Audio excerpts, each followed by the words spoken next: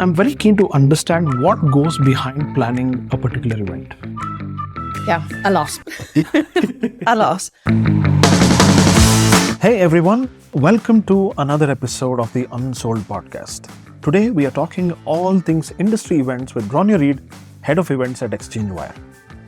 If you're in media, commerce or tech, you've probably heard of ATS events. Now these aren't just conferences. They are where the biggest conversations around innovation, challenges and the future of the industry take place. With flagship events in Singapore, London and Tokyo, ATS brings together top leaders, sponsors and decision makers to push the industry forward. Grainne and I had a great chat about what makes an event truly impactful, how audience expectations are shifting, and why in-person networking still beats any virtual alternative. And here's the kicker. Grainne shares one thing that she would love to change about industry conferences. If I could change one thing. This was a difficult question. Thank you so much for your time today, Grainne. How are you doing? I'm doing great, and I'm very happy to be here talking to you today about a very important topic, and obviously it takes up a huge amount of my job. So yeah, delighted to be here. Fantastic. All right, so let's jump in. So what I'll do is I'll start at the very top, right? And ATS events are well known in the media, tech and commerce space. How have you seen ATS events evolve over the years? Good question. And it would have been something that ExchangeWire's started about 15 years ago. And it came from the back of ExchangeWire being a B2B publication covering media, marketing and commerce. And we would have been writing about this online, but we saw an opportunity to try and bring people together for events globally. So yeah, over the years, what we've seen and the reason for it was to try and bring people from all across the industry into one place to meet each other, mainly for educational purposes, but also to try and bring networking. Because a lot of these people may not have met each other in person before, may not know a lot about each other, whether it's companies. So yes, that's kind of how we've seen it. And the evolution is a lot of different education. New products are evolving all the time. We're seeing new companies pop up all the time. So to try and ensure that everyone is kept up to date and informed is the main purpose and the reason for us hosting events across the globe. Fantastic. So as I understand, ATS happens in different geographies. There is London, obviously, there is Singapore, there is Tokyo, correct? These three or any more? They're the three flagship events that we have at the moment. But again, this has changed over the years. So we've hosted events in Sydney, we've hosted events in Miami, in New York, a lot of other smaller countries in Europe. So we've hosted them in Stockholm, in Berlin, in Madrid, and Paris. But the reason now for us having three flagship events, and as you said, it's London, Singapore, Tokyo, we're trying to bring everybody regionally into those events. So London would be the EMEA hub, Singapore is the APAC, and Tokyo, obviously just a very different market. But we found that those three are our core events, and that's how we've run it for the last 3 years. Fantastic. So I think going on the point of region-specific events, so while there is a common theme across ATS, across all the three geographies, are there any region-specific differences between the three locations, three events? Yeah, absolutely. The events take a very similar format across the three regions. And it's something that we found has worked well through a lot of testing and speaking to people in market. But yes, of course, there's going to be regional specific differences, and that will be down to a lot of cultural preferences. For example, at our ATS Tokyo event, we find that hosting an event on a Friday is quite acceptable, and people are very willing to attend a conference on a Friday. And this can run quite late in the day as well. So after the stage content finishes, there will be some networking after. And if that runs until 7, 8, 9 p.m., that's totally acceptable. If we were to try that method for ATS London, for example, it wouldn't work the same way at all. The other thing perhaps would be engagements for the audience. So if content is running on stage and we were to open questions up to the audience, and we were to introduce roaming mics, I don't imagine we'd have a lot of participation from people in the likes of Singapore or again in Tokyo. Whereas if you were to introduce that for our London events, people would be more than willing to put their hand up and speak in a microphone to put questions to the stage. So yeah, in that sort of way, we're very conscious of market to market, what will work, what won't work. But in terms of the format and the layout of events, they're very similar. And we've tried different things between hosting 1-day events, 2-day events. So yeah, they do seem to have a very similar format, but little tweaks here and there is kind of what makes an event work. Fantastic. So you've spoken about ATS at the top and the 3 main events, flagship events. According to you, how do you measure success of a particular event or all these events? What are the statistics or numbers you look at and say, yes, this event has turned out to be successful? Yeah. So there's lots of different metrics that we'd measure. Whether it's down to attendee numbers on the day, the variety and range of attendees that have turned up, feedback from our attendees and also feedback from our partners are very important to us, and we would take any comments on board. Obviously revenue, whether it's from tickets and ROI on sponsorship. So they're kind of the key metrics that we would measure. Down to like session success. So how many people are in the room per session? Was this topic popular? But again, that could be down to a variety of reasons, depending on time of the day, networking. But yeah, there are key metrics for measuring success of an event. Fantastic. So I think this will lead us to go a level deeper and understand the planning and execution part of events. As I'm very keen to understand what goes behind planning a particular event. Yeah, a lot. A lot. So yeah, each event it takes about 12 months to plan each of our ATS events pretty much. That is a lot of time in the lead up to the event, but can also be a month or 2 post event as well. So pretty much once an ATS event is over, we're straight into planning the next event. So there's a lot of overlap between an event ending and another event beginning. And obviously we're juggling and coordinating multiple events at the same time. But yes, as a company, we are not very big. The marketing team consists of 3 full-time staff.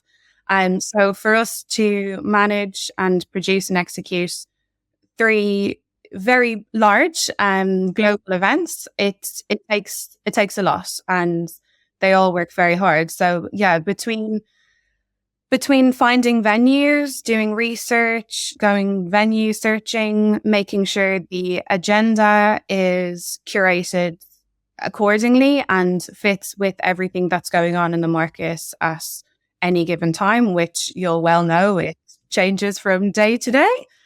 So it's a lot of work goes into that, and we'd carry out many research calls with people who have attended the event before and make sure that we speak to everyone throughout the industry. So whether that's brand marketers, whether it's agencies, publishers, tech companies, to try and understand what's important to them and make sure we're hitting on the key topics that they would like to see at an event like ATS. Sponsorship conversations for our partnership team is obviously huge, and that's something again that is ongoing. So making sure that we're facilitating the conversations that those partners want to hear on stage as well. Down to a lot of supplier management, making sure that we have everything organized and things are running as they should. And then, of course, the marketing of the event as well itself. So making sure we've got social plans and media plans in place to market and get across what exactly the event will cover to get people to attend, and just get across the conversations that we're having. Fantastic. Yes, it's a long process. Yes. I mean, it just goes to show the superhuman strength of your team. For 4 people or 3 full-time staff to manage 3 flagship events across 3 different time zones and pulling all of these things together between attendees and signups and sponsors and suppliers and the logistics. I mean, it's remarkable. It is. And I guess like over the last 3 years, we've kind of honed into specific areas around a loss of supplier trust. And we are using similar venues year on year, which makes things a lot easier. The client knows us, we know the client, whether it's a venue or suppliers we're using for AV production, or any of the networking options and facilities we're providing, like ticketing and things like that. So, it's difficult, but the team do a great job. And it's kind of worked well that we are now producing 3 larger events rather than maybe 6 or 8 events a year. Fantastic. I think when we talk about events, talk about all the stakeholders involved, right, from the attendees to guest speakers to sponsors, how does ATS ensure a great experience for all these people? Yeah. I guess a lot of it is down to knowing what the attendees want. And that is something that we've seen change maybe since COVID anyway. And more specifically around networking. So obviously a lot of the attendees, or what we have built the ATS brands around, is education and information. So we wanted to make sure everyone was up to date. They knew what these businesses were doing. There was conversations and collaboration going on. And obviously outside of that education, there is the networking element of it too. During COVID, that proved to be very difficult with in-person events not being possible. Whereas what we've seen post-COVID is a lot of people are very interested in this in-person networking element. And that's something that we've had to try and adapt to over the last couple of years. So that a lot of that will be extending networking breaks during the event to allow for this networking that people want to do. Everyone is very excited to see people that they haven't seen in a while. And especially with the ATS brand, we're pulling in people from outside of the usual bubble people would work in on a day-to-day basis or a week-to-week basis. So for example, ATS Singapore, not everyone that attends that event is based in Singapore. You traveled in a couple of years ago for ATS Singapore. There's people flying in from all across APAC. So yes, this in-person element is something that we've really had to adapt to. And another example, just down to social engagement, for example, at previous events 8-9 years ago at ATS, we featured Twitter or X wall at events where people would use our event hashtag and they'd ask questions to the speakers, or they would just share their comments and feedback. And this wall would be on screen for everyone in the event to see. This was more specific, actually, just to ATS London.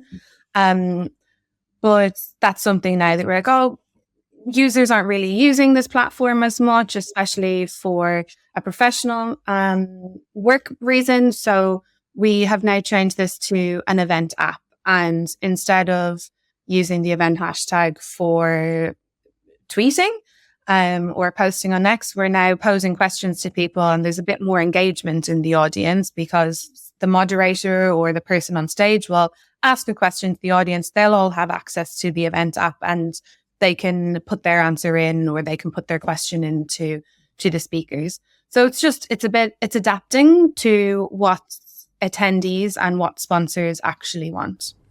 Fair enough. I think talking on the lines of education and information. Yes.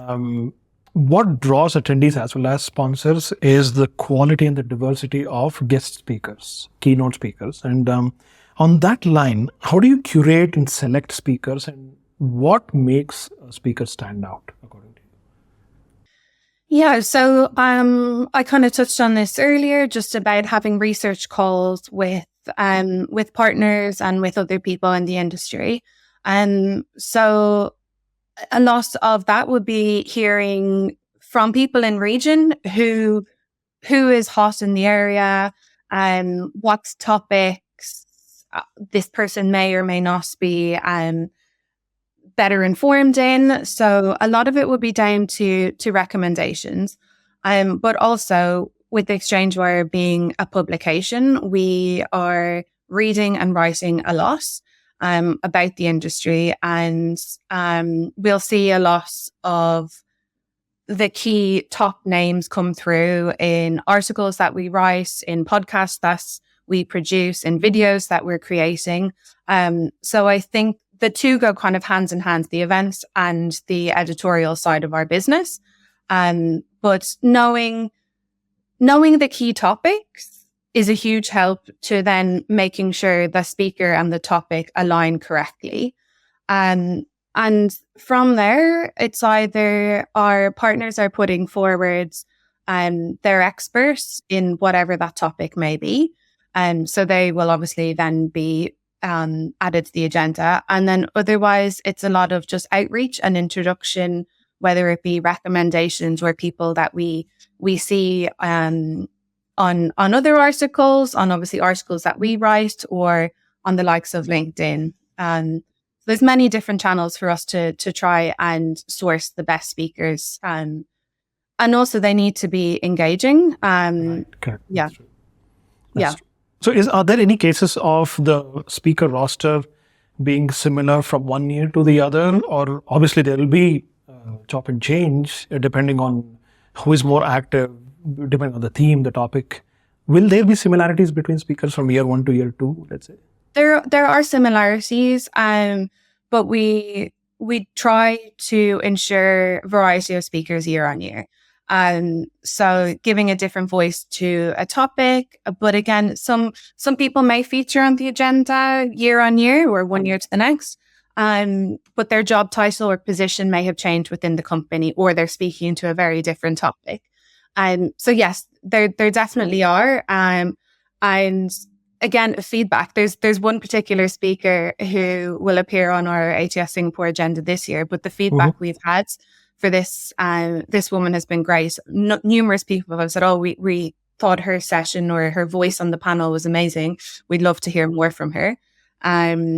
So yeah, it really does depend, but we do try and mix it up and have different voices year on year. It's very important, and also it's opportunity to give other people that exposure.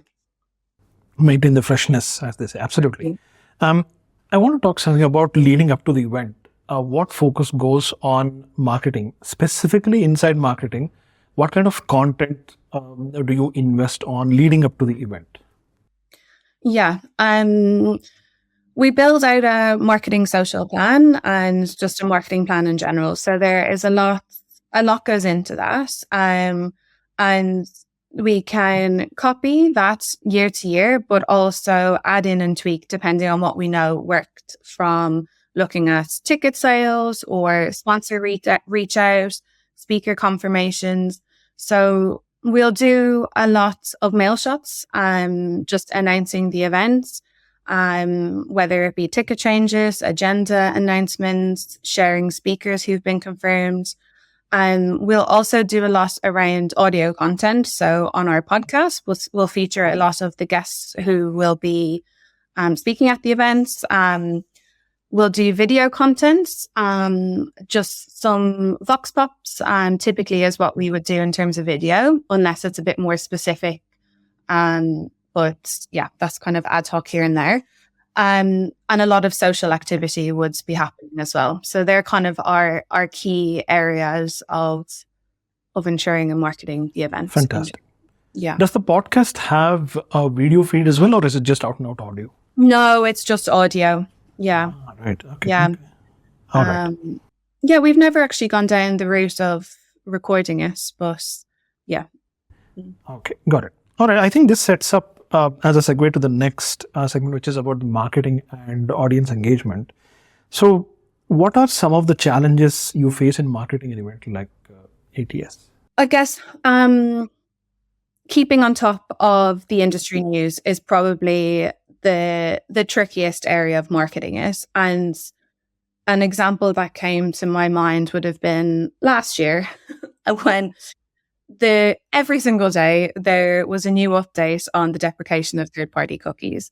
And that was something that we focused a lot of our event content around last year.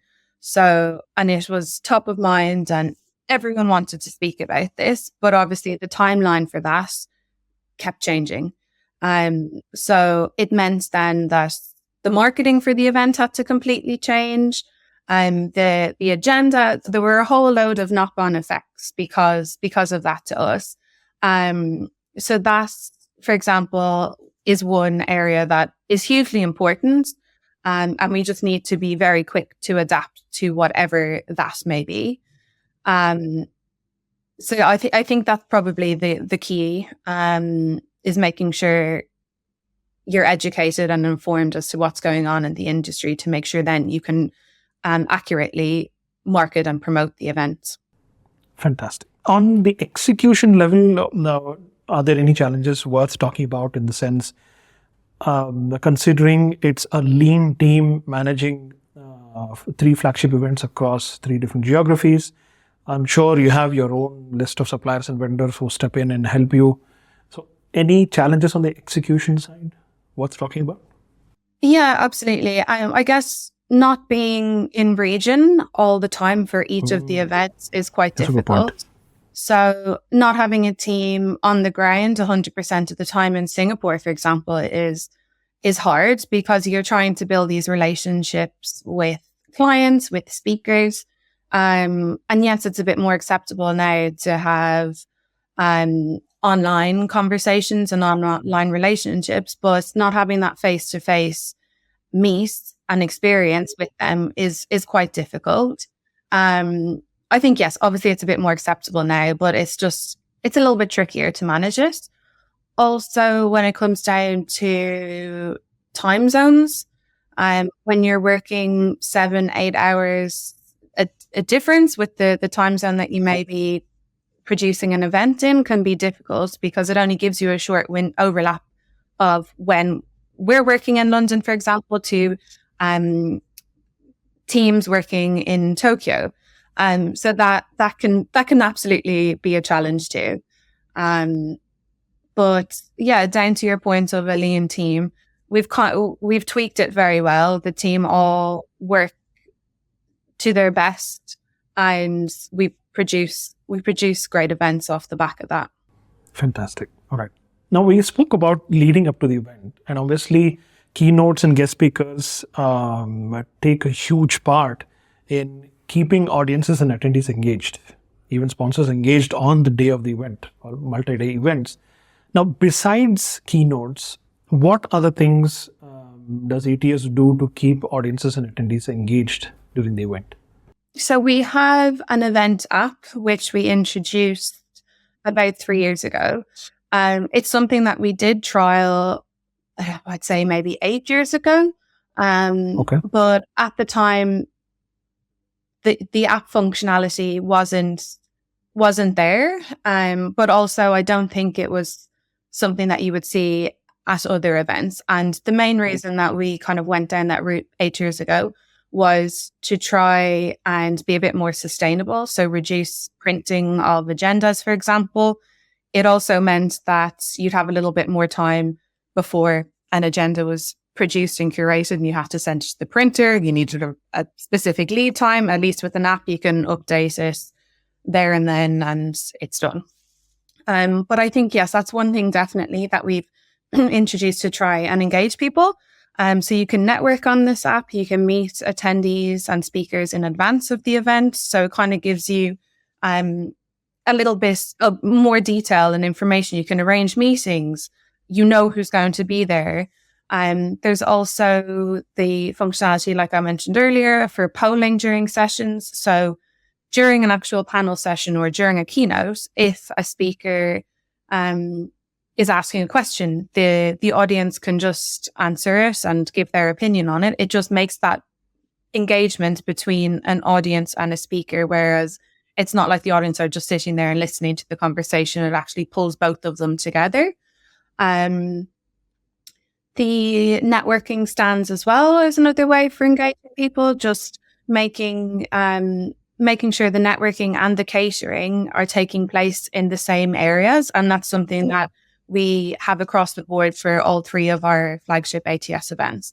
There's not just one specific room for networking and showcasing and one room for catering. We make sure it's all together so that people can move around. They can chat to sponsors and exhibitors while they're also having their coffee break. So all of those are key areas for us to try and engage the audience as best possible. Fantastic. You spoke about your podcast, what role it plays in leading up to the event, and also there are these keynotes and content generated during the event, and some form of content or summarization as such, if we can say so, after the event. Have you noticed any shifts in terms of content consumption from the audience side, from their perspective, about the event itself, before, during, and after? I guess content shifts, maybe again, like COVID would be a good example. There would have been some event fatigue, perhaps pre-COVID, because events were everywhere. And then in a very short space of time, everything had to switch to virtual online events. So that sort of changed the dynamic of the reason for people to attend events. But it also, it also meant that you'd see some events leaving, some events staying, some events growing. But in terms of consumption, I think people's attention, it wasn't fully there like it may be now. So yes, I guess the reason for us doing video content and audio content and I guess social content is all to try and hit everyone's specific requirements and attention span. So whether that be short form video, whether that be a 30-minute audio podcast, it's different content being shared, but just to try and reach those people in the form and medium that they want. Right. I think the COVID, that 1.5, 2 years was a great reset for in-person events, because as they say, there's a proverb which says you don't understand the value until you lose it for a little while. And all of a sudden, everything went virtual and digital, and people start realizing, what, in-person events, they have a different tune altogether, and people came back with a lot of vigor, and thank God that it is going good, and I hope it sustains for a long time, because no matter what technology, even with AI and everything, at the end of the day, the transaction of knowledge and business and commerce is between people anyway. So we have to congregate somewhere to talk about all these things. Yeah. And just to touch on that too, there's been a lot that we've seen as well, just around the timing of events. So, or the length of time of them even. So we would have hosted events across 2 days at certain points in time. But we found that people's time is so valuable. And for them to give 2 days out of their 5-day week to attend a conference is a lot. And it's something that we found for us anyway, has shifted. And again, that may pivot again, but we have changed our event format now to run over 1 day, but instead of 2 days and one stream of content, it's now 1 day and several streams of content. So it's just to try and hit that point. But people are very happy to then attend a 1-day conference because they know they can meet everyone they want to meet, attend the sessions that they want to attend. If they miss a certain session because they're in another content stream, that video content will be available to them after the event, so they can still consume it during their own time after. Make absolute perfect sense. Now I want to talk about Grainne. We spoke about guest speakers and industry leaders and what important role they play. I want to touch base on the sponsorship side. So you guys bring in a lot of premier sponsors to be part of your flagship events. How do you stay on top and keep the relationship going with sponsors? So our partnerships team do a great job at managing those relationships with the sponsors. So they're constantly in conversation with them, attending sessions that they may host or internal events that they have. knowing exactly what new products they're releasing.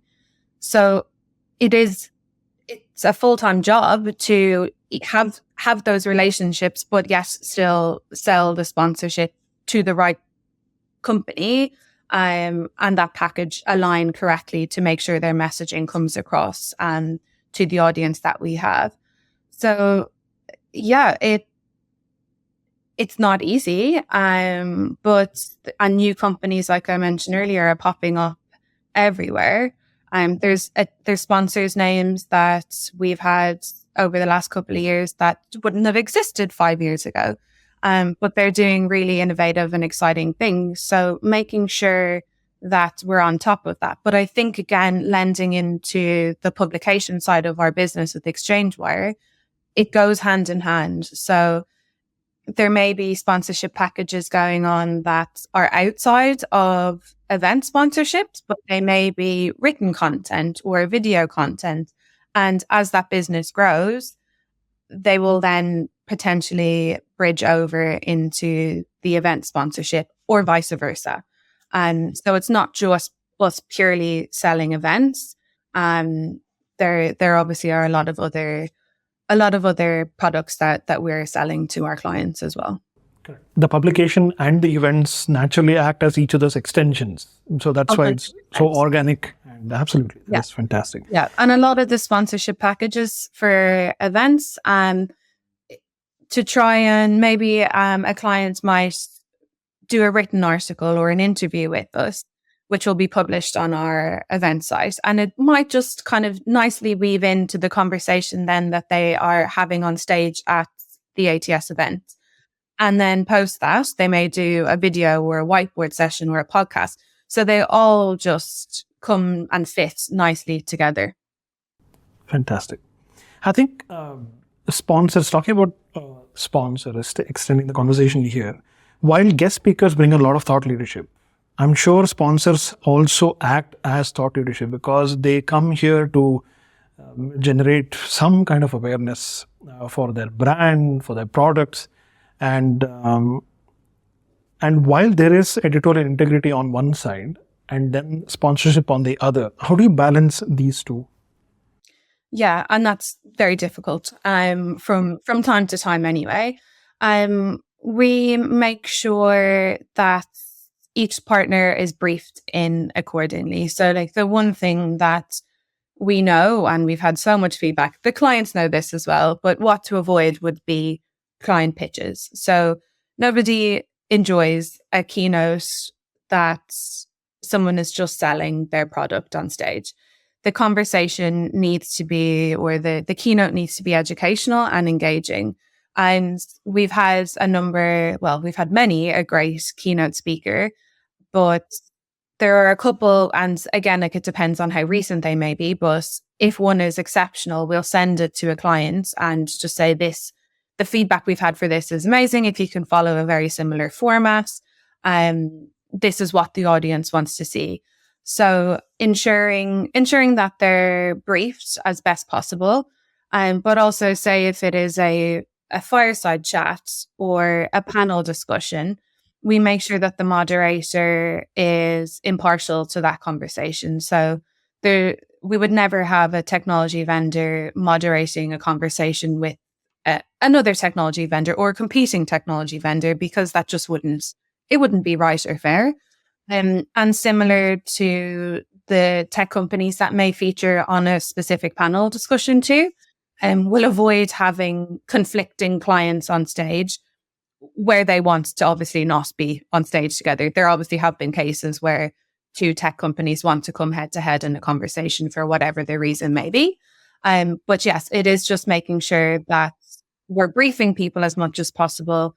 And we send a lot of briefing information ahead of time to all of our speakers. Prep calls are arranged. So there's many conversations that have been had in the lead up to that stage conversation to ensure everything is nicely woven together. And there are good opinions outside of the tech sponsors, with whether it be an agency or a brand or a publisher on stage for that conversation, just to have a full rounded discussion. Right. How challenging is it to attract and retain sponsors for a flagship events year over year? It depends on what the company is doing. So if there are many products being launched or the company is at a stage where it needs that visibility and voice, then yeah, it's great having them year on year as sponsor for the event. Obviously, budgets depending may be a reason for sponsors not being able to sign a contract for event sponsorship, especially as the price for an event sponsorship would obviously be a lot higher than perhaps a podcast or a written article. So it's just making sure that the conversations are had with good time to ensure budgets can be signed off accordingly.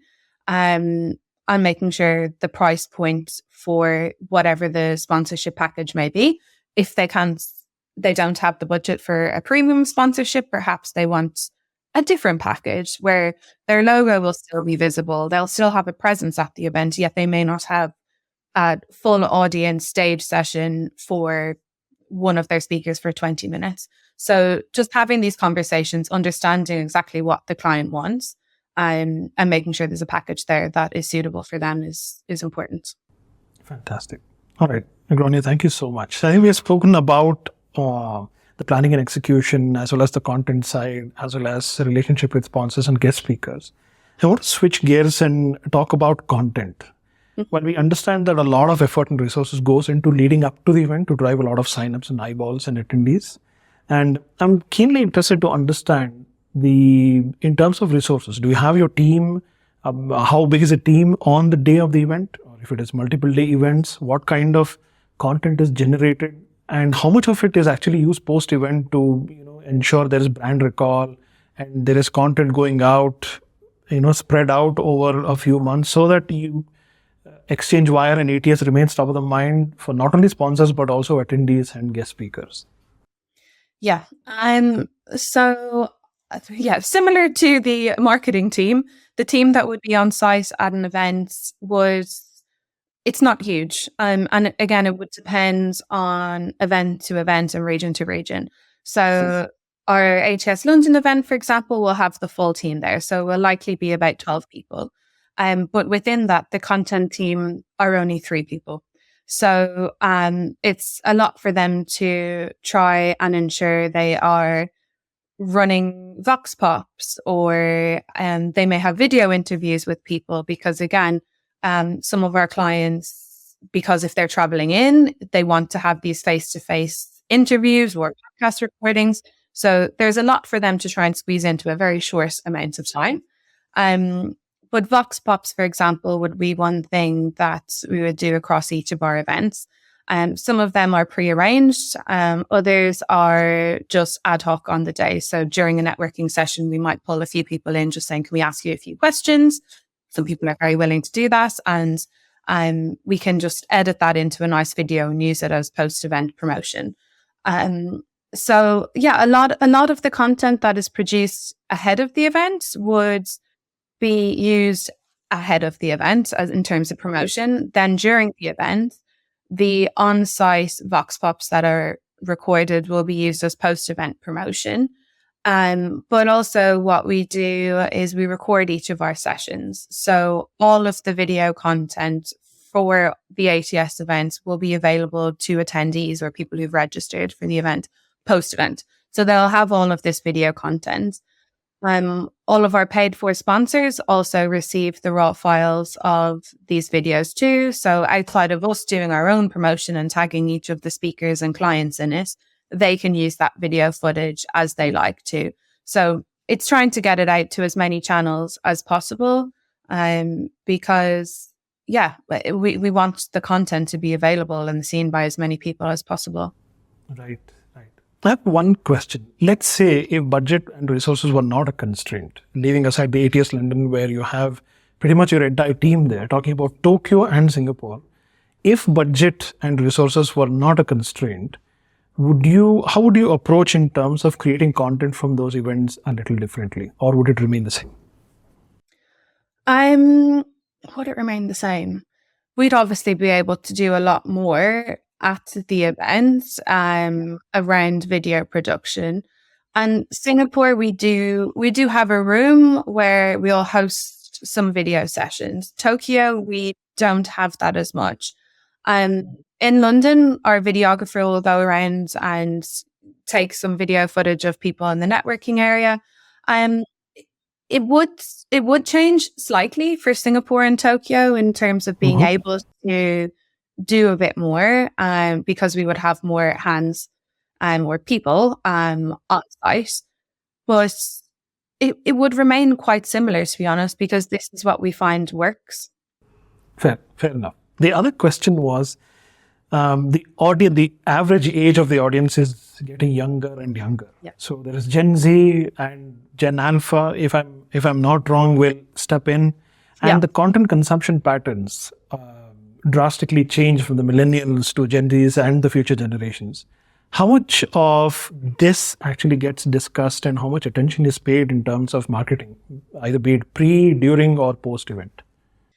I think our audience for ATS is probably slightly different to some events, just based on the seniority of our attendees. And that's something that we are working to encourage more of the younger generation to attend the event. And it's something that has worked over the last 2 years. I say worked, we're working on it. And we're getting more people to attend the event based off partnerships that we're running. But in terms of content that we're producing and sharing, it's something that's in motion, and we're internally trying to figure out exactly what will work best, whether it be some TikTok content. So it's just something, we're not present on TikTok. We want to be present on TikTok, but it's trying to make sure we're hitting the right people in the forms of content that they want to consume.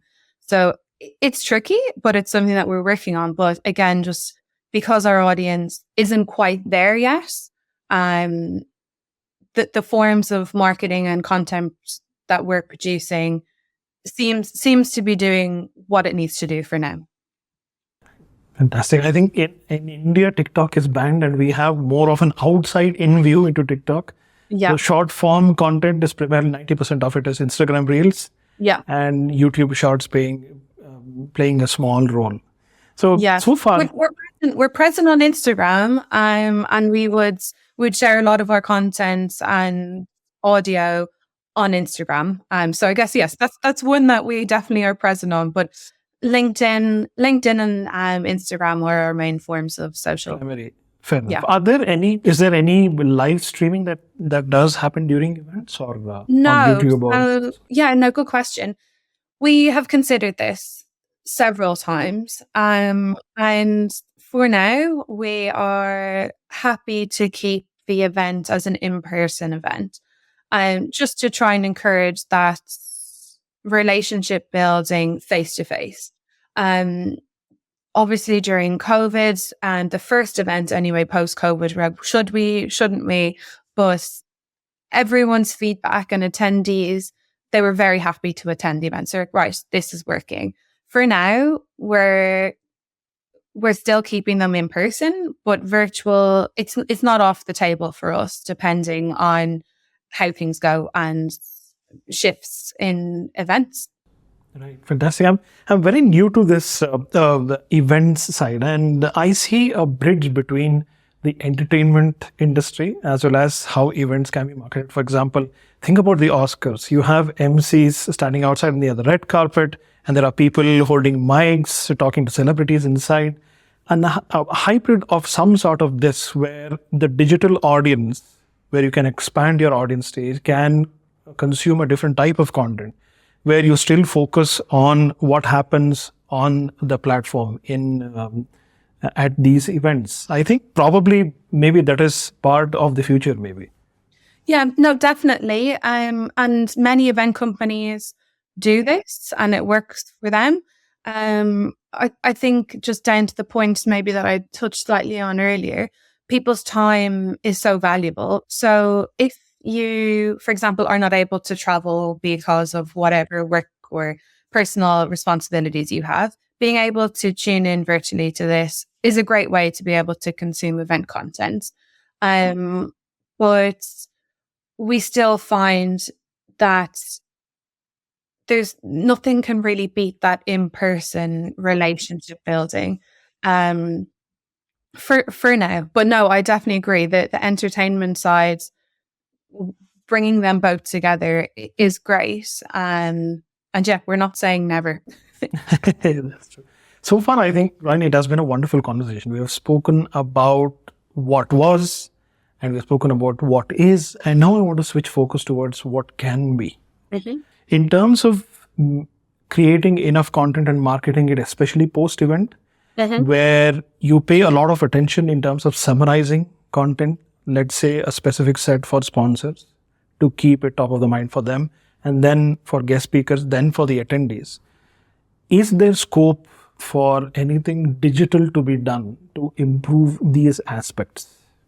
Or do you have any plans in the future to apply? I could just think of like more video content or more audio content. Let's talk about trends. What innovation or trends do you think will reshape in-person industry events, let's say in the foreseeable future? I think, well, yeah, in-person events, timing of events is very important, and making sure that the topics that are relevant are what are attracting those attendees. So, and I guess just format as well. That would be another thing in terms of trends. So something that we have seen and will be executing this year is roundtable conversations, because a lot of conversations from our sponsors have been that they would like these smaller, more intimate conversations with potential clients or clients that they already have. So outside of just stage content in a conference room with a couple of hundred people, they'd rather have a more in-depth conversation for 10, 15 minutes with 10 people around it. So I think this is something, it's obviously always been on the table and events run this way a lot.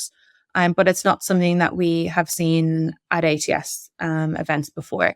And it's something that more and more clients are asking us for. Fair. I think the other thing is around data.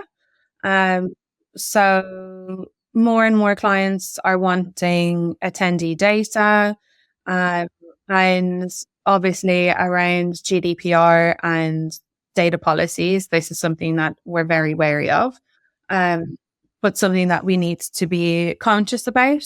And yeah, finding ways where we can give data, but be that they have their networking stand and they're attracting clients so they can get data in that way rather than us sharing it with them.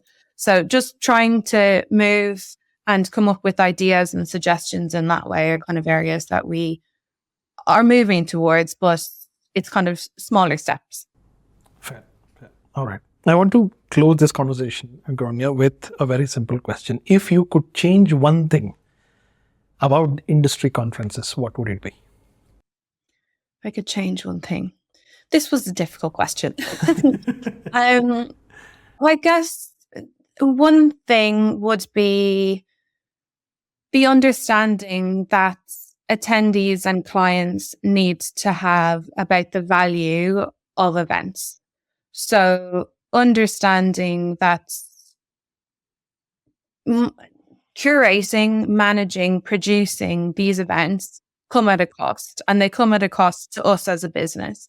And there's a lot that goes into the background of producing these events, but the sponsorship prices and the ticket prices are all priced accordingly based on the work that goes into it, and making clients aware that we're a business as well, and this is how we make our money. If clients are signing sponsorship for longer and longer and not giving reasons why, it obviously makes our life difficult. So just understanding the business model for event businesses would be something that's very important. But knowing that obviously the quality content, we need to be compensated for that. And I don't think there's that level of understanding for a lot of the people that would attend or partner with events, down to the minute details. They obviously understand, but just not. They don't see the full work that goes into producing these events. Fair. Thank you. Grainne, thank you so much for an insightful, wonderful conversation. I thoroughly enjoyed it. I'm 100% sure that our audience will also enjoy it. How did you find our chat today? Yeah, thank you so much for having me. There's a lot that we could have spoken about. Well, more that we could have spoken about. But yes. I really enjoyed it, and thank you so much for having me. Thank you so much. Thank you.